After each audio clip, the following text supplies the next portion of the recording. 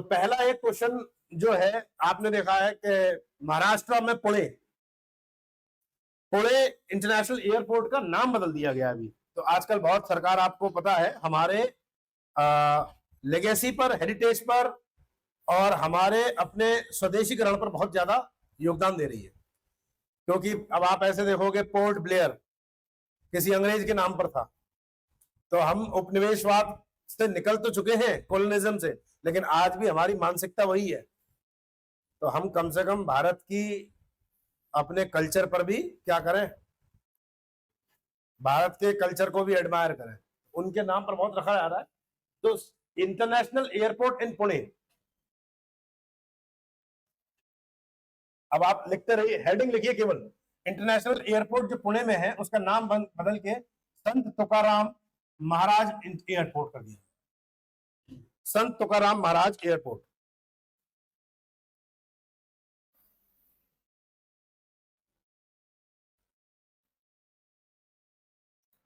संत तुकाराम, अब ये संत तुकाराम जी कौन थे, इनके बारे में अभी मैं आपको आगे बताता हूं। उससे पहले एक चीज होती है, ये महाराष्ट्र में एक संत थे, ठीक है। इनके बारे में हमको क्या क्या जानना चाहिए।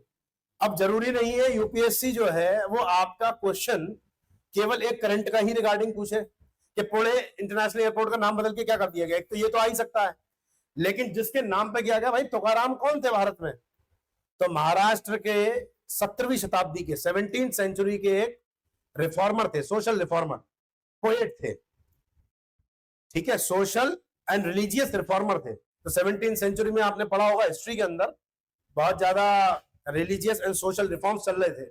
उस समय महाराष्ट्र के एक संत थे, विट्ठल स्वामी जी की पूजा करते थे। विट्ठल जो है भगवान विष्णु के अवतार माने जाते हैं, ठीक है, और वरकरी सेक्ट से रिलेटेड थे, संप्रदाय से।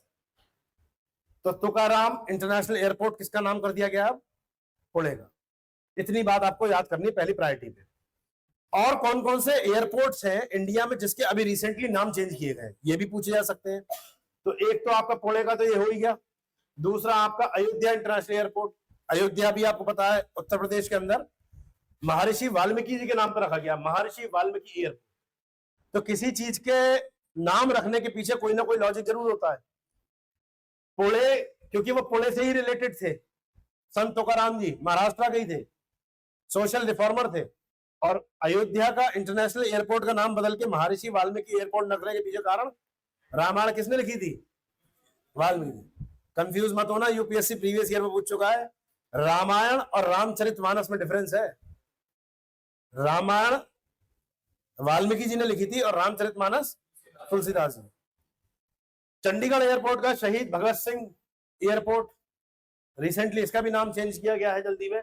कोल्हापुर एयरपोर्ट, कोल्हापुर फिर से महाराष्ट्र में, राजाराम महाराज एयरपोर्ट। और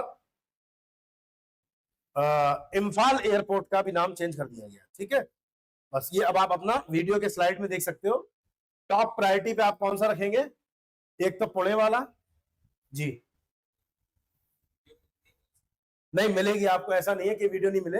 एक शिकायत आई है जायद, और मैं नोटिस करा दूंगा ऑफिस में जाकर के, आपको जरूर मिलेगी वीडियो, ठीक है। नेक्स्ट आ जाइए। अब एक बार तुकाराम जी के बारे में देख ले, संत तुकाराम थे कौन।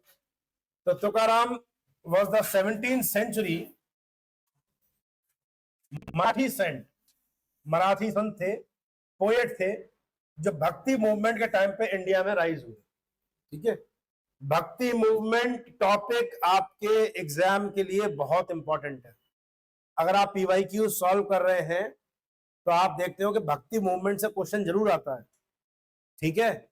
एक इस काल का था 16-17 सेंचुरी का, और एक पहले का था 12th और 13th सेंचुरी का, जब इस्लाम का ओरिजिन या इस्लाम का इंडिया पे एक्विजिशन हुआ मोहम्मद गोरी के बाद। फिर बहुत सारे संतों के ओरिजिनल हुए, ठीक है, और भारत में सोशल रिलीजियस रिफॉर्म्स लाने की जरूरत पड़ी उनको। ऐसे 15वीं शताब्दी के गुरु नानक देव जी थे, उन्हीं के समकालीन तुलसीदास जी थे। ये सब आप हिस्ट्री में अपने सीखोगे, ठीक है। तो जब हिस्ट्री वाले सर पढ़ाएं तो उस टाइम आप रिलेट जरूर करते रहिएगा। भक्ति मूवमेंट टॉपिक ही इंपॉर्टेंट है अपने आप में। He is particularly associated with the Warkari sect. ये एक क्वेश्चन आ चुका है प्रीवियस ईयर में। वरकरी संप्रदाय के लोग ये संप्रदाय है।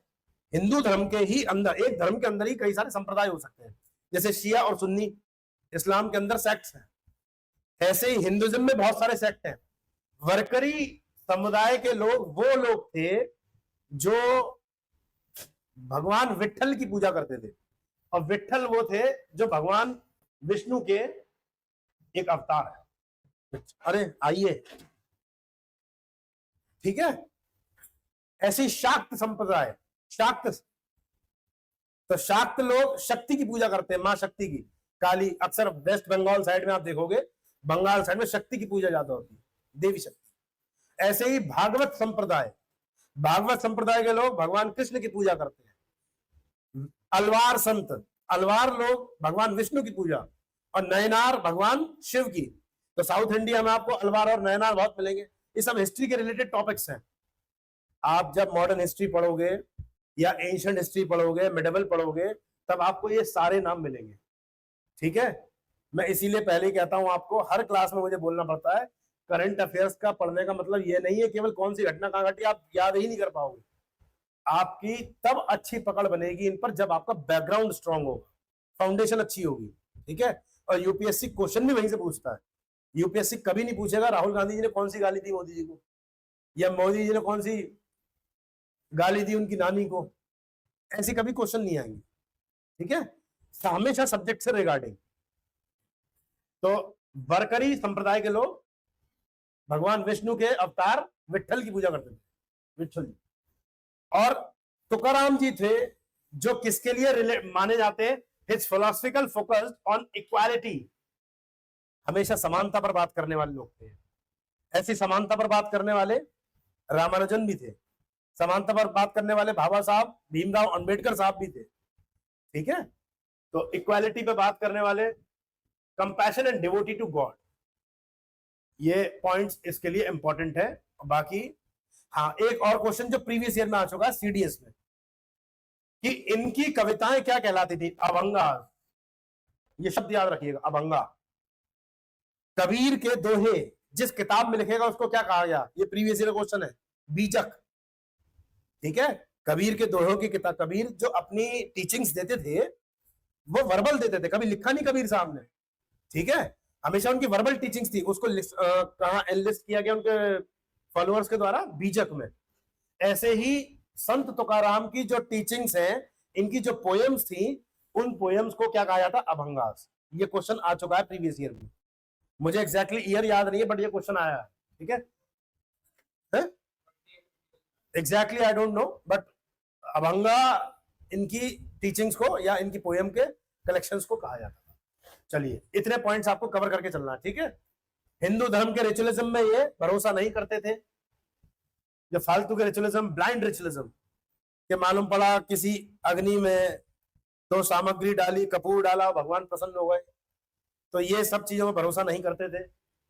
कास्ट सिस्टम में ये बहुत भरोसा नहीं करते थे, जातिवाद के विरोधी थे, ठीक है। आ जाओ नेक्स्ट, हो गया ये।